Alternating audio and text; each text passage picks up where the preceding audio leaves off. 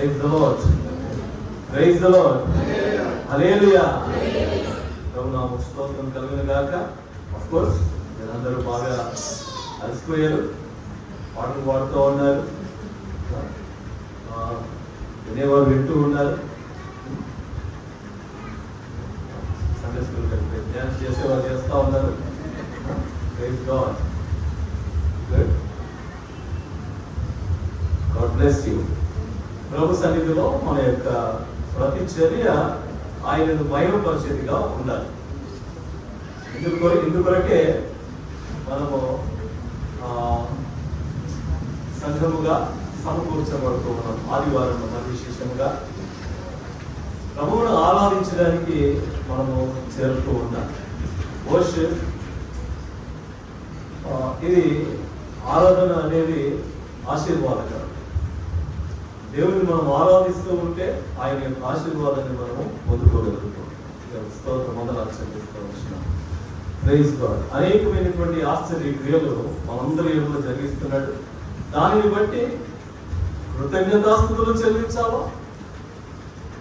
మరి విశేషముగా మరి దేవుడు ఏమై ఉంటున్నాడో, ఆయన పరిశుద్ధుడై ఉన్నాడు కాబట్టి ఆయన పరిశుద్ధతను బట్టి, ఆయన నమ్మకత్వాన్ని బట్టి, ఆయన విశ్వాస్యతను బట్టి ఆయనను మనము ఆరాధించబద్దులమై ఉంటున్నాం. ఆరాధన అనేది మరి మన నుండి ఆయన ఏమై ఉన్నాడో అందరూ బట్టి కలిగింది. మనము ఏదో ఎంటర్టైన్మెంట్ లాగా ఉండేది. మనం పాడుతూ మనము ఉల్లసింప చేసుకోవడం కన్నా ఆయనలో ఉల్లసిస్తూ ఆయనను కీర్తిస్తూ ఉంటే అది ఆయనకు మహిమ. Praise the lord.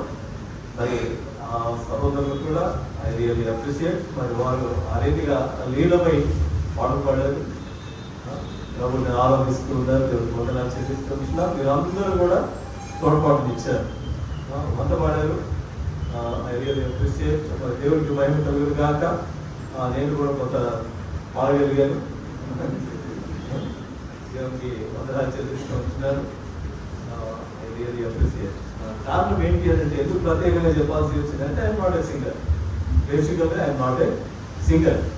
బేసికల్గా ఐఎమ్ ఏ సిన్నర్.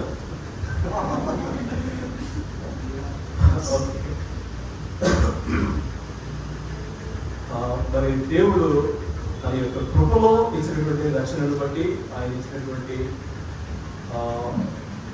కృపను బట్టి దేవునికి వందనాలు చెల్లిస్తూ, మరి ఆయన వాడుకునేటువంటి ఒక చిన్న పాత్రగా ప్రభువు నిలబెట్టిన రీతిని బట్టి దేవునికి వందనాలు చెల్లిస్తూ వచ్చినాను. Plus you all. ప్రభు ఇచ్చినటువంటి మరి ఈ సందర్భంలో మనము ఆరంభంలోనే ఒక మాట మనం వింటూ దేవుణ్ణి ఎందుకో వస్తూ ఉన్నాం మనం సంఘానికి, మందిరానికి ఆరాధించడానికి. మీరందరూ చాలా కీన్గా ఉన్నారు. నాకు భయం కావాలి. ఎప్పుడైతే కాంగ్రిగేషన్ అలర్ట్గా ఉంటుందో, కీన్గా ఉంటారో, పాస్టర్కి చెప్పులు పడతా ఉంటాయి. చెప్పులు పట్టించాలనేదే అభిలాష. ఓకే, నిజంగా దేవుని యొక్క కృపలో ఆయన ఆరాధించడానికి మనం వస్తూ ఉన్నాం. దేవుని యొక్క జీవం కలిగినటువంటి మందిరముగా నిర్మింపబడడానికి మనమందరము యోగ్యమైనటువంటి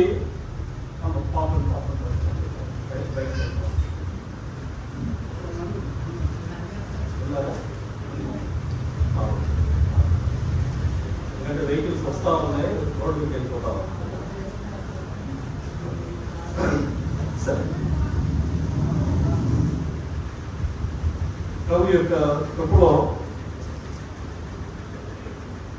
మనకి ఇవ్వబడినటువంటి శ్రేష్టమైనటువంటి బాధ్యత ఏంటి అని అంటే, ఆయనను కలిగి ఉండి ఆయన ఆరాధించడానికి జీవం కలిగినటువంటి దేవుని మందిరముగా, ఆయన వసించడానికి యోగ్యమైనటువంటి వాసస్థానముగా మనము రూపింపబడుతూ ఉన్నాం.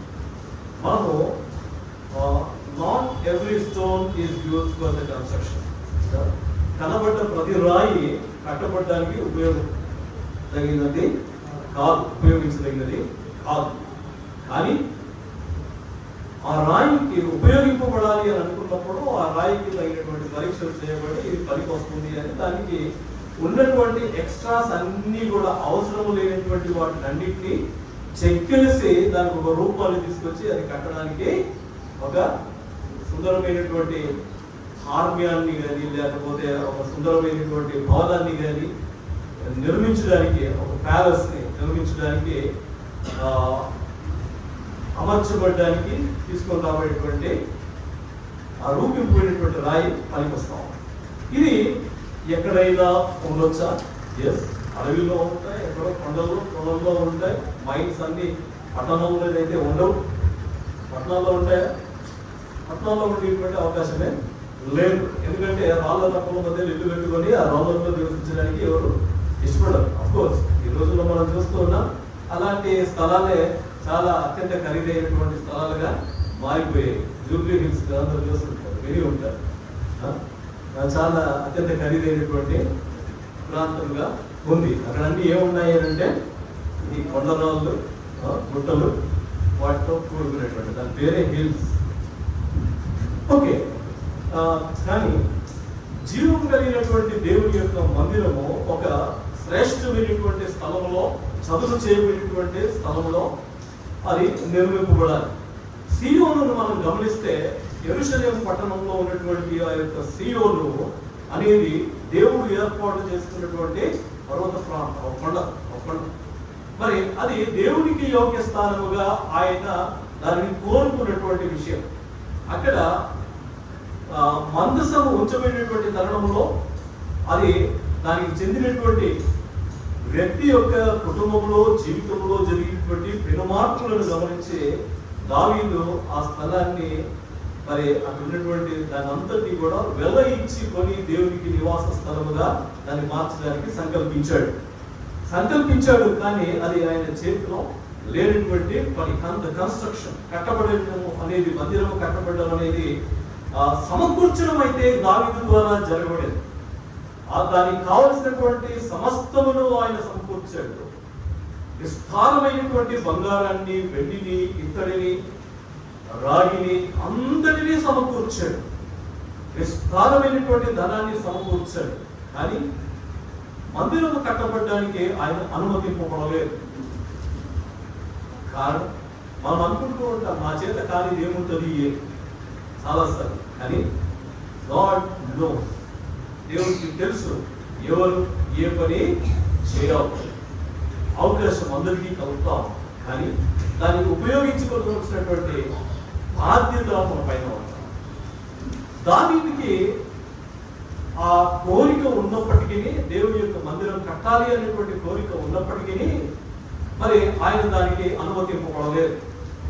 కానీ ఆయన కుమారుడైనటువంటి మహాజ్ఞాని అయిన సొలొమోనుకి ఆ పనికి దేవుడు అప్పగించాడు. ఆ తండ్రి సంకల్పించినటువంటి పనిని కుమారుడు మొదలుపెట్టి దాన్ని సంపూర్తిగా ఎన్ని సంవత్సరాలు,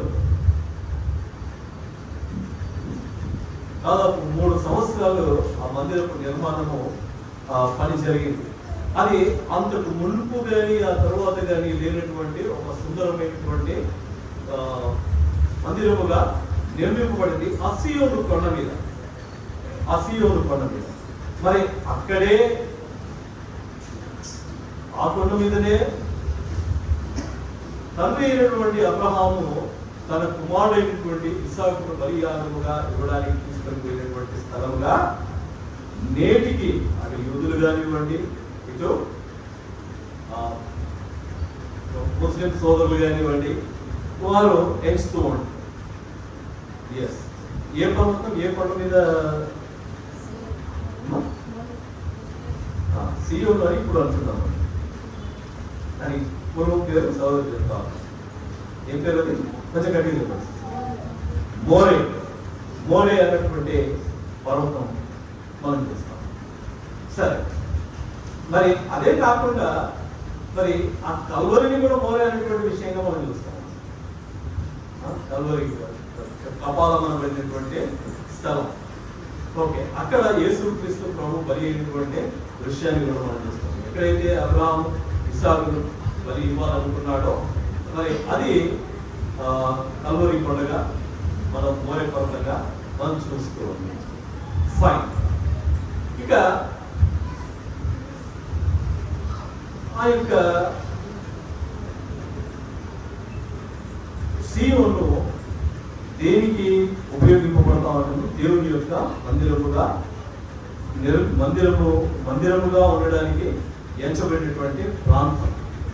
మరి అది చాలా శ్రేష్టమైనటువంటి దీవెనలకు కారణమవుతా ఉంది. దాని గురించినటువంటి వివరణ దేవుడే ఇస్తూ ఉన్నాడు. సీయోనును నేను కోరుకొని ఉన్నాను అని చెప్తూ ఉన్నాడు. నాకు నివాస స్థలముగా ఉండటకు నేను కోరుకొని ఉన్నాను అని చెప్తూ. నూతన నిబంధనలకు వచ్చే వరకు సీయోను ఎక్కడ ఉంది? ఇప్పుడు నూతన నిబంధనలకు వచ్చే వరకు సీయోను ఎక్కడ ఉంది?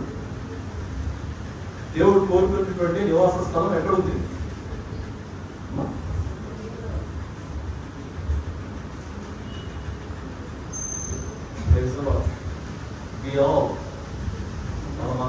ఆయన యొక్క సంఘము మరి ఆయన నివాసము ఉండేటువంటి చోటుగా. హల్లెలూయా.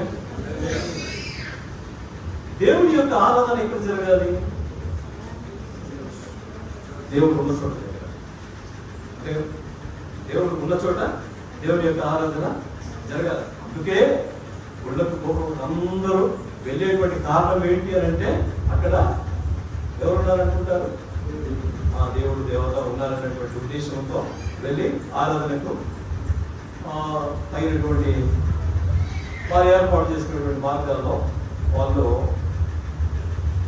ప్రవర్తిస్తూ ఉంటారు. ప్రవర్తన అనుభవం. సరే, కానీ దేవుడిని ఆరాధించేటువంటి చోటు దేవుడు ఉన్నటువంటి చోటుగా నూతన నిబంధనలో మాకు తెలియపరచబడింది. కారణం ఏంటి అంటే అటు షోమ్రోనులో కానివ్వండి, ఇటు యెరూషలేములో కానివ్వండి, దేవుడు ఆరాధింపబడాడు. కానీ ఎక్కడ ఆరాధింపబడతారంట? యేసుక్రీస్తు ప్రభువు ఆ సమరయ స్త్రీతో చెప్పినటువంటి మాట మనం జ్ఞాపకం చేసుకుంటే దేవుని యొక్క ఆరాధన ఎక్కడ జరుగుతూ ఉంది?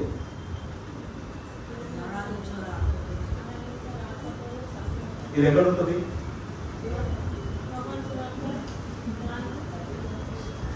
చెప్తా ఉన్నాను, కానీ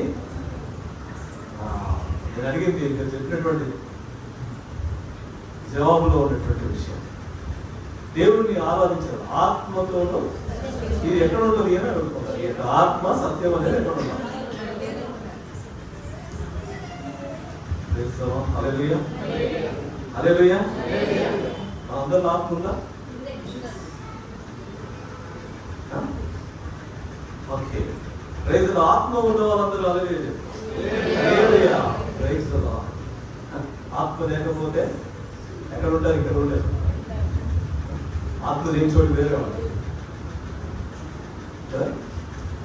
ఓకే, ఆ తర్వాత ఇంకొక మాట కూడా అక్కడ ఉంది. శిష్యులు చెప్పారు, మనం ఒకటే చూసాం ఆత్మ. ఆ తర్వాత సత్యముతో. సత్యం ఎక్కడుంది?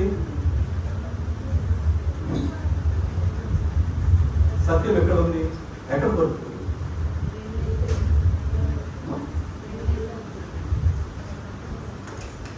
రాజు ఉన్నాడు.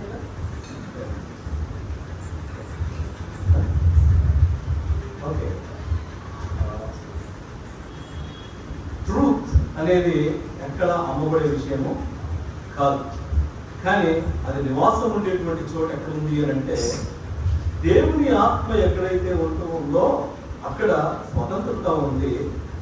ఆ స్వతంత్రత ఎలా కలుగుతూ ఉన్నది అని అంటే సత్యముతో కలుగుతాం. యోహాను సువార్త 8వ అధ్యాయం 31వ వచనం 32వ వచనం చదివితే అక్కడ ఈ విషయాన్ని మనం కనుగొంటాం. సత్యం అనేది ఏం చేస్తామని మనిషికి స్వతంత్రత కలగజేస్తాం.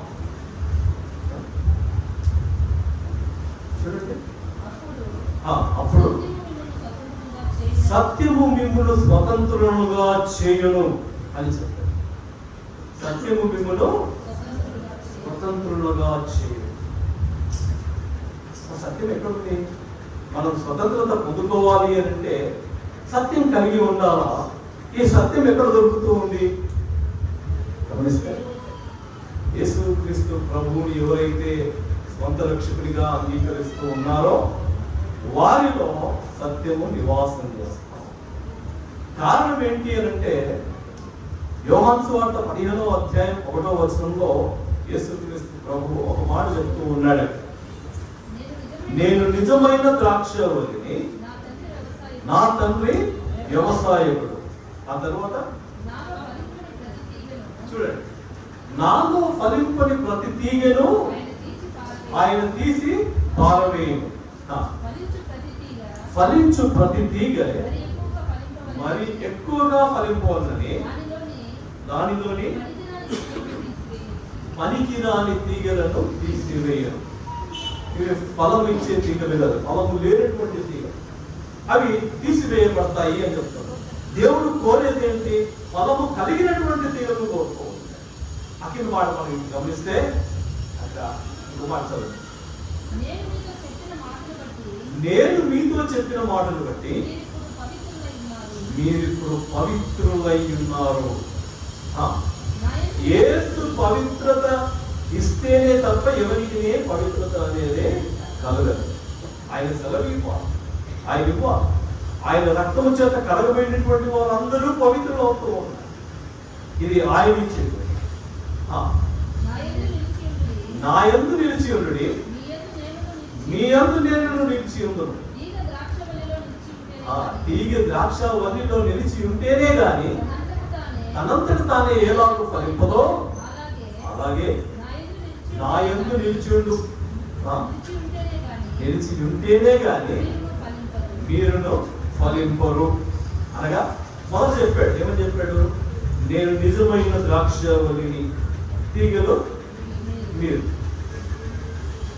ఈ తీగలు మీరు అంటే ఈ యొక్క ఫలించేటువంటి తీగ ఆయనలో నిలిచి ఉంటేనే తప్ప ఆ ఫలాన్ని పొందుకోలేము. ఇది దేవుడు ఇస్తుంది. సరే, అనగా దేవుడు మనము ఫలించి వృద్ధి చెందాలి అని కోరుతూ ఉన్నాడు. దేవుడికి వందనాలు చెల్లిస్తున్నాం. హల్లెలూయా. ఇప్పుడు సత్యం గురించి మనం, ఇప్పుడు యేసుక్రీస్తు ప్రభువులో మనం ఉన్నాము. యేసుక్రీస్తు ప్రభువు మనలో ఉన్నాడు. ఎంతమంది నమ్ముతున్నారు ఈ విషయం? ఆయనలో నేను ఉండడం ఏంటి, నాలో ఆయన ఉండడం ఏంటి అనుకుంటున్నారు? హల్లెలూయా. ఇక్కడ ఎంత స్పష్టంగా చెప్తూ ఉన్నాడు అని అంటే, నాలో నిలిచి ఉంటేనే కానీ మీరు ఫలించారు. మనము మందిరానికి వచ్చినంత మాత్రాన ఆయనలో ఉన్నామన్నటువంటి ఫలిస్తామన్నటువంటి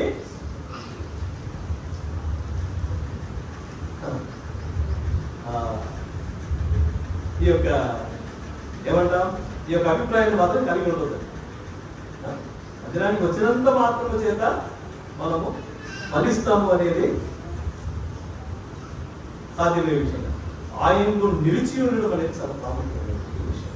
ఎప్పుడు నిలిచి ఉన్నావా? వారానికి 7 రోజులు కదా. ఈ 7 రోజుల్లో ఏ రోజు ఆయనలో నిలిచి ఉంటావా మనం?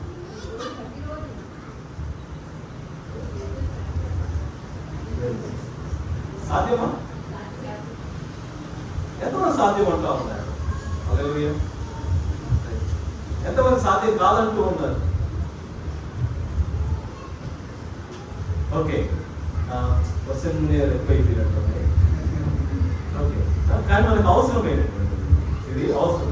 కారణం ఏంటి అంటే, మన అంతః పరిశీలన లేకపోతే, మనము మన యొక్క హృదయాన్ని పరిశోధించకపోతే దానివల్ల మన ప్రయోజనం ఏమి ఉండదు. దేవుని యొక్క వాక్యము అందులో ఉన్నటువంటి సారాన్ని బయటకు తీయాలి, దానిలో ఉన్నటువంటి రోగాన్ని బాగు చేయాలి, హృదయంలో ఉన్నటువంటి స్థితిని మార్చివేసి ఒక క్రొత్త ధనముతో, క్రొత్త హృదయంతో ఆరోగ్యవంతమైనటువంటి ఆత్మీయ జీవితాన్ని కలిగి ఉండి మనము వెళ్ళాలి.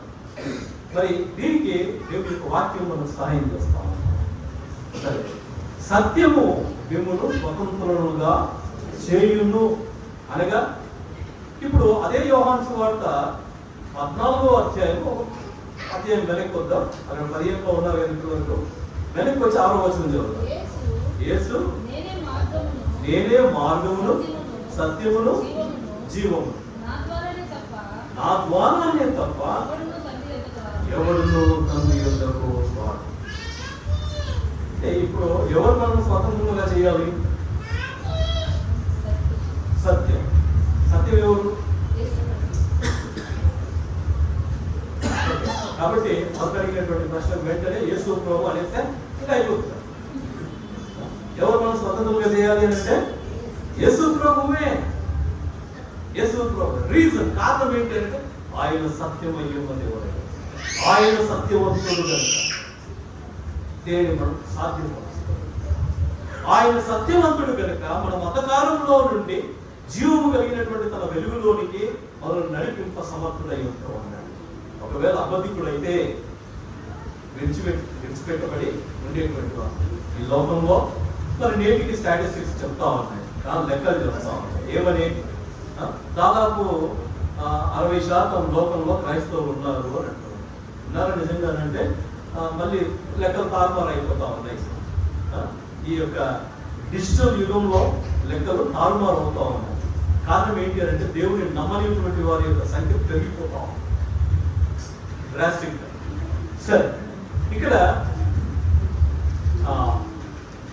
కారణం కూడా మనం చూద్దాం. అది దైవ వాక్యానుసారమే. మనం ఏం పెద్దగా దీని గురించి ఆశ్చర్యపోయి అవునా అని నోరెళ్ళవలసినటువంటి అవసరం ఉందా? కారణం ఏంటి అని అంటే, కానీ ఒక బాధ్యత మనపైన ఉంటూ ఉంది. అదేంటి అని అంటే మనుషుల యొక్క రక్షణార్థమై మనము ఆయన సన్నిధిని విజ్ఞాపన చేయవలసిన వారు, ప్రార్థన చేయవలసినటువంటి బాధ్యత మనందరిపైన ఉంటూ ఉంది. అదేంటి అని అంటే యేసు క్రీస్తు ప్రభువుని మన రోజు మనకు ఒలింపిక్స్ జరుగుతూ ఉన్నాయి కదా. ఎక్కడ? Paris Olympics 2024. ఇంత బాగా ఉంటుంది. కానీ ఇనాగ్రేషన్ ఎక్కడ జరిగింది?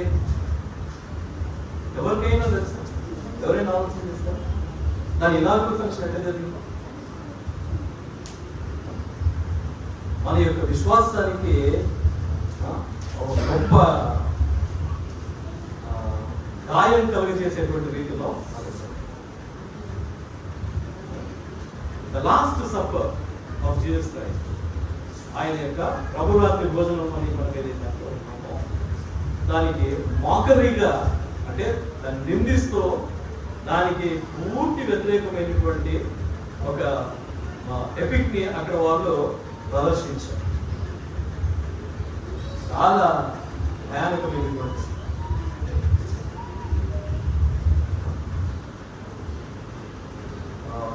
నిజంగా ఆలోచనని వారు ఏ రీతిగా అమలు చేస్తారు అనగా ప్రభు యొక్క రాకడ సమీపమై ఉంది. అంత్య దినములో మనం ఉన్నాము. దానికి సాధారణ బయలుపరచబడబోయేటువంటి తరుణం.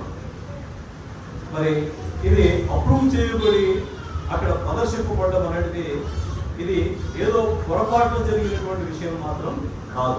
ఒక స్ట్రాటజిక్ గా, ఒక విధానంగా అది అమల్లోకి తీసుకుని వచ్చినటువంటి విషయాన్ని మనం గమనించాం. మరి క్రైస్తవులంగా మనం చేయవలసినటువంటి పని ఏంటి అంటే అట్టి శక్తులకు విరోధంగా మనము ప్రార్థన చేయవలసిన వారు. కారణం ఏంటి అంటే జయించువాడు, మన పక్షముగా పోరాడువాడు ఆయనే. మనం ప్రత్యక్షంగా పోరాడలేకపోవచ్చు, కానీ మన పోరాటం ఉన్నది. We are not alone. మనము ఒంటరిగానైతే లేము. ఎట్టి ఏ పరిస్థితుల్లోనూ మనం ఒంటరిగా లేము. ప్రభు మనతో పాటు ఉన్నాడు. మరి ఈ విషయాన్ని మర్చిపోవద్దు. కానీ మన బాధ్యత ఏంటి అని అంటే మనం సర్వాంగ కవచాన్ని ధరించుకొని ఆయన పక్షముగా నిలవబడాలి. మోషే ఇశ్రాయేలుతో చెప్తూ ఉన్నాడు, మీరు కేవలం నిలిచి ఉన్నాడు, మన పక్షముగా యుద్ధం చేయవాడు యెహోవాయే అని చెప్తూ ఉన్నాడు. మరి నేడున్నటువంటి పరిస్థితుల్లో ఫ్రాన్స్ లో జరిగినటువంటి విషయం మరి సమస్త క్రైస్తవ సమాజానికి ఒక ఆశ్చర్యపాతంగా లేక ఒక గాయపరిచేటువంటి విధానంగా మన యొక్క విశ్వాస జీవితానికి ఒక మచ్చలు తీసుకుని వచ్చేటువంటి విధంగా అక్కడ జరిగినటువంటి సంఘటనలు. ఆ తర్వాత వెంటనే మరి దేవుడి యొక్క ఉగ్రత కూడా మరి ఫ్రాన్స్ పైన కనపరచడం, ఒక పట్టణం